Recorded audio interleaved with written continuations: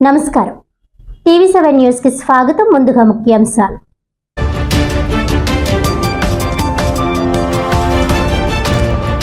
ప్రజా ఫిర్యాదుల పరిష్కార వేదిక కార్యక్రమంలో అందిన అర్జీలను అధికారులు నిర్ణీత గడువులోగా పరిష్కరించాలి.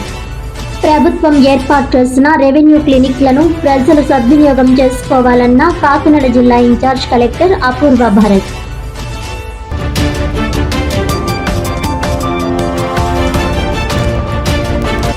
జనం కోసం పుట్టిన party Congress.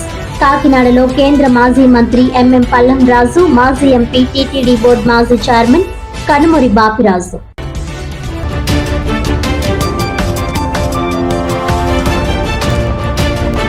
Doctor BR Ambedkar Konaseema జిల్లాలో తాజాగా మరో బ్లో అవుట్. మల్కీపురం మండలం ఇరుసుమండ గ్రామంలో సోమవారం సంభవించిన బ్లో అవుట్ తో పరుగులు తీసిన సిబ్బంది, భయాందోళనలో స్థానికులు.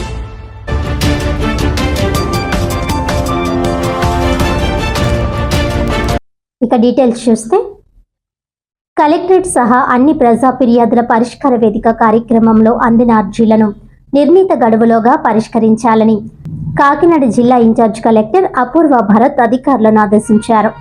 సోమవారం కాకినాడ కలెక్టరేట్ వివేకానంద హాల్లో జరిగిన ప్రజా ఫిర్యాదుల పరిష్కార వేదిక జిల్లా స్థాయి కార్యక్రమంలో in charge collector Apurva Bharat, CPO P Trinath, GGH administration అధికారి N Sridhar, DMNHO doctor J Narasimhanayak, ICDS PD Srilakshmi, DRDA PD G Srinivasarao తదితర అధికారులు కాకినాడ జిల్లా నలుమూలల నుంచి వచ్చిన ప్రజల నుంచి అర్జీలను స్వీకరించారు. ఈ అర్జీలను ఆయా శాఖల అధికారులకు సూచిస్తూ వాటిపై సత్వరం సమగ్రమైన విచారణ చేపట్టి తగిన పరిష్కారం అందించాలని ఇన్ఛార్జ్ కలెక్టర్ అధికారులను ఆదేశించారు. బియ్యం కార్డు మంజూరు, కార్డులలోని పేర్లు, మార్పులు, చేర్పులు, పెన్షన్లు, ఉద్యోగ ఉపాధి అవకాశాలు, ఆక్రమణల తొలగింపు, డ్రైన్, కాలువల్లో పూడిక తొలగింపు, పారిశుధ్యం వంటి అంశాలపై మొత్తం 441 అర్జీలు అందాయి. ఈ సందర్భంగా ఇన్ఛార్జ్ కలెక్టర్ అపూర్వ భరత్ మాట్లాడుతూ పీజీఆర్ఎస్ కార్యక్రమంలో ప్రజల నుంచి అందిన అర్జీలను సకాలంలో పరిష్కరించాలని అన్నారు. వివిధ శాఖల్లో నమోదైన అర్జీలను సంబంధిత శాఖల అధికారులు